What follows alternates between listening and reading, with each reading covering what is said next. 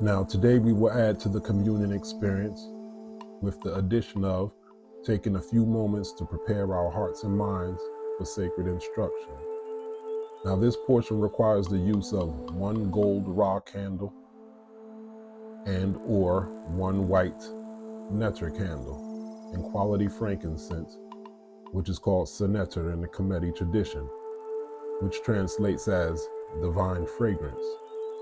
If you don't have these things, it's also fine. You can still gain value from this process nevertheless. So let us begin.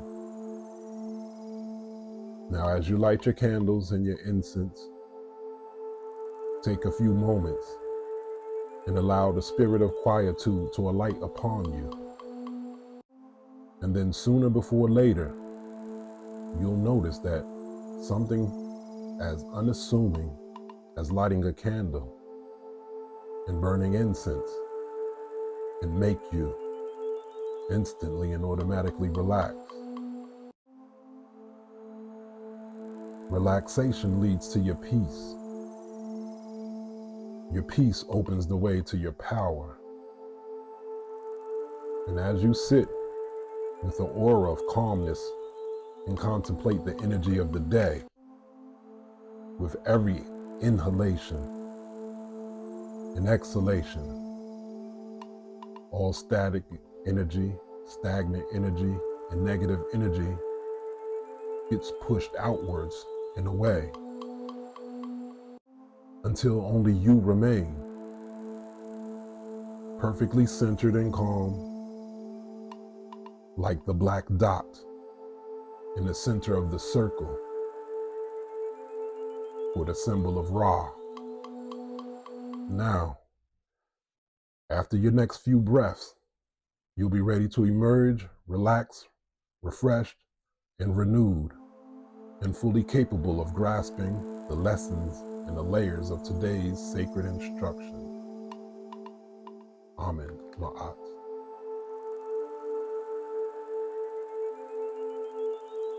Iyiti, and welcome to the Communion Experience. Once again, this is your host, the Nasit Bidi, Rasanku Kheper, Chief and Head Priest of the Templeofanu, facilitating our bi-weekly discussions about how to walk in peace and power by way of the teachings of the ancient Kemetic tradition and legacy. Now today, we won't be getting into our normal communion experience because by now you probably all have heard that according to the ancient African axiom, they say a great and mighty tree has fallen. The one we all know and love as Baaba Heru Ankara Samaj Si Pata is now on his path of ancestralization. Just 7 months after the ancestralization of his biological brother, Baaba Paur. Now, Baaba was known and loved by all of us in the community.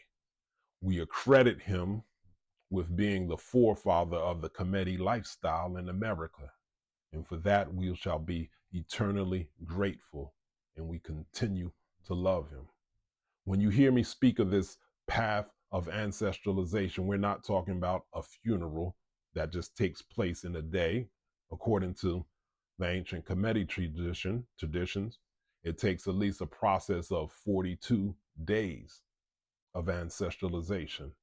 And in that process, the way is opened for Baaba to conclude his contract, or the ancestor to conclude their contract with the Neter, the Neteru, and their ancestors, which means they could either be translated back into the source, meaning become one with God, become one with the source or the all, or become a permanent ancestor to serve as a metaphysical source or resource for the living, and or to become a temporary ancestor to be repositioned, to be reborn through members of their biological family or members of their spiritual community. Now, as of the date of this recording, from what I hear, there plans to be a public ceremony of ancestralization sometime in December. I know a lot of people think, well, that's a long time. What can I do Until then, in Baba's honor, in his name, and if you want to send loving thoughts, I say use this short video today as a tribute and consider it a deposit to his Ba as he journeys in the boat of Ra. So you could join me right now in a few prayers. If you have an Ankh, hold up your Ankh, or if not, just hold up open palms or in the Ma'at posture as we give and send Baba a few prayers. So let us begin. Amatu in panetir, Sawet tuament in panetir, Awu duauma, Keti pa Heru. Give yourself to Netter daily. Keep yourself for Netter daily. And may tomorrow be as today. We give homage to the Creator, who is like our Father and who is like our Mother, who is everything that we can perceive and everything that we cannot perceive, who is everything and yet is no thing, who comes to us in the form of the Neteru Ra, who is the light of the heavens, light of the inner planes, as well as the light of our lives, who shines the light for us on the path of Ma'ati, which is the path of truth, justice, righteousness, and harmonious balance, who comes to us in the form of the light of vitality, giving us the strength and the endurance to live and act upon that which we know to be true. Homage to you, the one who shines in and through us as a beacon of light for those who are blind to the fact of their place, their position, and their responsibilities in the divine scheme of things. May we be Ma'akeru, true of thought, word, and deed, to our highest realities, and in our moments of crises, in the dark nights of the soul when it appears that everyone and everything else has let us down. And so it is. Per Keru Hatep di Nasu, Hatep di Nasu Asar Renet Neb Abju, Neter Aya Abju, Baba Heru Ankara Samaj Si Pata, DF Peret Keru Im Inket, Baba Heru Ankara Samaj Si Pata, DF Ket Nebet Nefret Wabet Anket, Neter Iem, Inka In Imaku, Baba Heru Ra, Samaj Si Pata, Imaku, Duatu, Duatu, Duatu, Duatu. The translation is an offering of satisfaction from the Netta Asar, the Netta of greatness. Baba Heru, Ankara Samad Si Pata, is giving voice offerings and refreshments. Baba Heru, Ankara Samad Si Pata, is giving all things good and pure on which the Neteru live in the spirit of the revered Baba Heru Ankara Samad Si Pata, Ma'akeru. Much gratitude, much gratitude, much gratitude, much gratitude.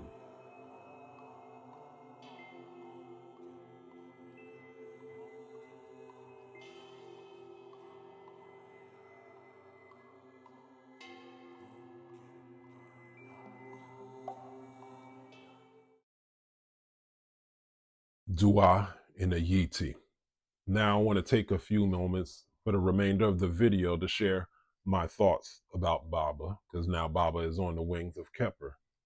I want to speak a few moments because he was an amazing and exuberant personification of what I call kingly energy. He was a consummate scholar, he was a mindful mystic, and he was a kingly craftsman. So there's one thing about Baba Heru, if you had the opportunity to meet him, that you were going to learn something if you were in his presence. You were either going to learn something about life, you're going to learn something about African culture, Kemetic culture, or interestingly enough, he was amazingly one of the few people that were amazingly transparent about their lives. You'll always get some version of his origin story. You might get the version or the iteration of the origin story of him as a youth in Dominica with a father who was a Garveyite preacher who taught him about ancient Kemet. He told him about King Tut, and he had an interest in relationships with the legacy starting with King Tut. And you might hear of the trajectory of the story where he tells about his government name, which is James George's or James George, and how they say in the culture of Dominica, Jorge. And through his form of folk etymology, he took the name Jorge and derived Heru, the root Heru. And Baaba always said that everything in the Western culture is backwards, so we have to sometimes reverse engineer the process to get back in our right mind. So he was given the governmental name of James, and he reversed it to Samaj. And with his affinity to Heru from Jorge, Jorges, and that's how we get eventually he become his personification of Baaba Heru. You may hear of another origin story or version or phase of the origin story when he was taken aside by an elder and trained in how to make jewelry through wax carvings. And his first wax carving was that of a lion's head because he was a Leo. And this got him on the path to eventually, as he grew into who he became, a master craftsman. He started what's known as, in 1968, as the Jewels of Aten, which later in 1970 became what we all know as the Studio of Ptah. What is interesting is Baaba is known as a consummate scholar, but he was a craftsman by trade, which lets you know in the African tradition, you're not your profession. So even though he was a craftsman, he was profound in life. In one of our speaking engagements, Baaba told me that he said the scholastic thing is okay and all, but he wants to know who can advance the culture. He said, you can tell by one who has the DNA of the ancients in it by those who can advance the culture. Now, he was a craftsman by trade, so he wanted to see the evidence of crafts by their hand, because a lot of things in Kemetic culture and African culture are things crafted by hand. So he was always excited of who's going to be the next spirits to come through to craft things by hand. And what's interesting is I feel Baaba surpassed the ancients in many senses. I've been to the Brooklyn Museum, which has a formidable Kemetic section. I've been to the Metropolitan Museum, which is, I think, is the second largest Kemetic museum, or has the second largest portion of Kemetic artifacts in the world. I think the Louvre is the first. I haven't been to the Louvre. And I've been going over the course of the past 2 decades or past 3 decades, and I was always impressed by the jewelry of the ancients, the intricacy of their jewelry. I was always impressed, and even today, I haven't seen anyone match it until I've been to the Studio of Ptah. When I've been to the Studio of Ptah, I was like, wow, I think Baaba actually transcended the ancients. So you see this thing right here is we known as the Ankh. You won't see this in any museum. You won't see it in the Met. You won't see it in the Louvre. You won't see it in the Brooklyn Museum. The closest thing that I seen to this was in the Metropolitan Museum, and it was made out of faints. I think that's how you say it, faints or faience. And that which is glass, and it was a colored turquoise, but it was glass. I haven't seen a copper Ankh. I haven't seen silver. I haven't seen gold. So this is Baaba's contribution to the legacy of craftsmanship, because he truly was Ptah. And those of us that carry this, we're all not carrying the same thing. Each Ankh is specific to the individual and the Neteru that governs them and certain skill sets that they have. So it's pretty much, it represents like a resume of a person's pedigree. And that was Baaba's contribution to the culture. I know some people could be taken aback about the idea of surpassing the ancients, and some people actually underdeliver because they think it may be some type of sacrilege to be better than the ancestors. Well, our ancestors were respectfully competitive amongst themselves. Each king tried to match or surpass the former king. If you see the complex that King Hatshepsut created, You see, nothing like that was done before. It was carved out of rock. It was in the Valley of the Kings, and it looks like it was carved out of the rock. It looks like it was made from a mountain. And you haven't seen anything before that, like that, before that, or after that. So it's okay. We're supposed to match and surpass the ancestor because we're on a path of excellence. Excellence is our standard. You may have even heard part of an origin story where Baaba is a folk musician. Yes, he was a musician. He was a singer. Interestingly enough, I think Shechem is a musician too. He's a world-class musician before he became Shechem. I'm a musician. If you want to call hip-hop folk music, I am a folk musician also. So it's interesting how music always plays a significant part in African culture. So yes, Baaba was a folk musician. And what's interesting, Baaba always had this bad reputation of playing with the R's in Meronetta. So he won't say Meronetta, Meronetta, I can't even do it, but he would do something like he would play with the words. And some of the scholars will get upset and like, oh, why does he do it? Why does he do that? He can't prove that through the text. All for us to find out that most places outside of the US, they roll their R's. Baaba told me that it's not as important to pronounce it the same as the ancestors because we may never know. So if we never know how they pronounce it, should we not do it? Should we not try? So you have to try, and sometimes trying consists of playing with something till you hit a resonance, until you hit a frequency, until you feel something that's right. And he said the point of it was to mean what it is that we're saying and feel and mean what it is that we're singing. Because when we feel and mean what it is that we're singing and feeling, then we match the frequency of the ancients.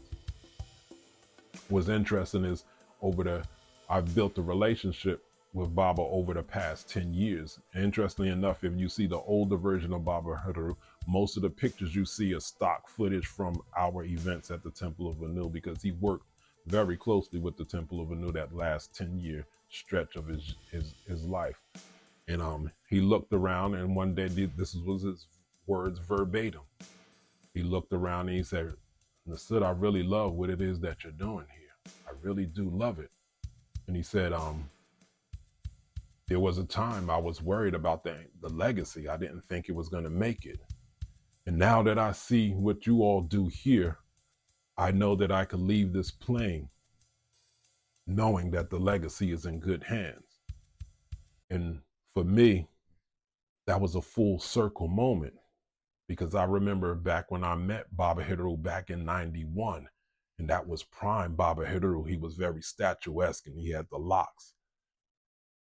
And I was just getting out of my teens at that time, and I was Muslim. I was wearing the white garb and the kufi and the beard and everything. And I used to go to these study groups with Mfadisi Heru, Mfadisi Jehuti Hassan Kamal Salim El, and he did these Friday night study groups in Plainfield, New Jersey. And he always spoke very highly of Baaba Heru, and he spoke about the Shrine of Ptah in Brooklyn and how they had this initiation process of developing and creating priests.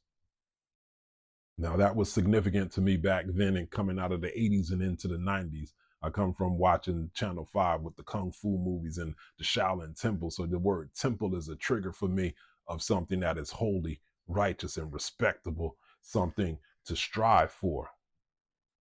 So he said that Baaba Heru will be coming to visit his store, which was called Black Gold. And I just had to be there. Even though I was Muslim, I was curious. I was still always open to learning. And I remember when Baaba came through, he was very statuesque. He was wearing a long burgundy robe, and he had a black belt with a big 8-pointed star buckle. And according to him and his cosmology and his theology, Ptah's number was 8. So he had a 8-star belt, 8-star buckle on his belt, and he had copper and brass unks on his arms like this. And he always came with several women. And I was like, okay, like what's going on? And they did something called Wep Wat, the opening of the way. So they went into different four corners and they started chanting Ankh. Not just Ankh, they started chanting it and resonating almost like a Gregorian chant. And they started clinging the Ankhs, and the Ankhs served as a tuning fork. So before you know it, the whole room is reverberating with the word Ankh and the clinging of the tuning forks. And it was truly a surreal experience. I never experienced anything like that before, especially being a Muslim at the time. And at the time, I remember he went into the teaching, but at that time, since I was Muslim, I didn't quite understand or grasp or comprehend a lot of the Kemetic tradition. Honestly, at that time, I just considered it all paganism, but I was into Sufism, so I respected the mystic traditions and the connection between all the mystic traditions. So I was listening for those teachings. And what stood out to me after he finished speaking at the end, he didn't do like how other Kemites or other African-centered people do. When he came up to me and my brother in the faith at the time, he didn't guilt or shame or insult us to get back into the Kemetic legacy. He greeted us with the warmest smile and said, Hatepu, my Nubian brothers, good to see you. That's how I remember Baaba Heru, and so to come full circle for the same man to say that he feels like the legacy is safe in my hands, that's mind-blowing. So in the forefront of my mind, not the back of my mind, but the forefront of my mind, I'm always striving to make Mfidisi and Baaba Heru proud and trying to make the legacy better than what it was when it was passed on to me, because that is the tradition of Suruj. Suruj means to restore, not just to restore, but to make better, to put in a better condition than it was formerly. Kind of like restoring a house. A house could be built on a house could stand on the same property for hundreds of years, but eventually you're going to have to replace the material in the house. And so from year 1 to year 100, it could look like a total different house, but it's on the same land, has the same basic foundational structure, but certain things could be added on to make it longer for generations to last. And that's the tradition. That's how the tradition works for us. And lastly, on Patah's day, which is Thursday, I was making the Hesi for Patah because I noticed there was no Hesis for Patah. So I was like, okay, let me develop a Hesi for Patah. And working on the Hesi, I took a break, and I usually don't take a break when I'm doing music. I'm just in that zone. Something told me to take a break and go to Facebook. I never done that in the middle of making music. I never took a break and went to Facebook. Nevertheless, I follow my intuition and I go to Facebook and I see at the top of my timeline, there was a post by Mpumes Onkmini. And if you don't know who Mpumes Onkmini is, he's one of Baba's first priests from the Shrine of Patah, who went on to become part of the Council of Priests in the temple that I initiated under. Back then in the day, he was known as Heru, but his name is Mpumes Onkmini. So I looked at his page and he posted something, said the Aten Ra Orchestra. For those who don't know, once again, Baaba was a musician, and his favorite musician was Sun Ra. Sun Ra called himself Sun Ra in the orchestra. So in tribute to that, Baaba called himself Aten Ra in the orchestra. So it was posted on YouTube, and I think it's on the Shrine of Ma'at's page. It's a clip from Shrine of Ma'at's page. So I watched the performance. And it's interesting how far technology has come. We're here on this 4K cameras and things like that. So when you see things from the 70s, and these days it's looking like it's from the 30s, you're like, yo, that's ancient. That's old kingdom footage right there. So Baba's doing this thing. He's playing his guitar. And he had also with him Abu Khafra, who was the head priest of the Shrine of the White and Gold Lotus. And he's become ancestralized as of 7 years ago at this point. So they were all in one group at one point. So they were doing the Hesis, they were doing the folk music. And what I noticed by the end of the session, he had the whole crowd singing a chant. And I'm listening to the chant, and I'm like, why does this sound familiar? This is my first time seeing this video, and why is this chant that he has the whole room, why is it sounding familiar? And then it hit me. That's the exact same chant that I thought I made up, that I thought I developed. It was there on that video. And that's when I knew. I was like, Baaba's spirit is with me. That's called synchronicity. We call that the silhouette of Shai, the synchronicity, when patterns click and when they come together. Now, I know we're in this generation of science, and I'll leave that for those who want to indulge in the science and want to indulge in the idea of proof, while some of us are going to indulge in the practice that gives us the experience, that leaves us with the evidence. And of course, we joyfully rejoice when the two interconnect. But with that said, on the outro of this video, I'll play my interpolation of one of Baaba's favorite Hesi, and it'll have that Baaba chant at the end.